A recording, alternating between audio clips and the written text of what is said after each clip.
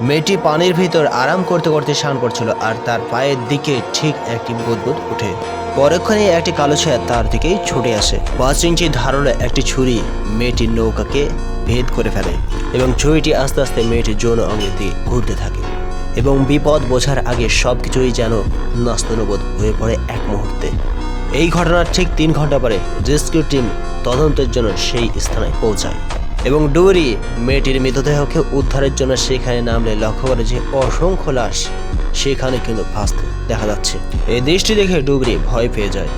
ডুবন্ত জাহাজটির অন্য গভীরে যাওয়া মাত্রই সেখানে লক্ষ্য করতে জলজান্ত একটি খুনিকে, আর তখনই ডুবুরিটির সঙ্গে খুনিটির হাসতে হাসতে চাকু মারামারি হতে থাকে, যার ফলে অক্সিজেন পাইপ তার মুখ থেকে খুলে নেওয়া হয় এবং বুদবুদ আকারে গ্যাস উঠতে থাকে।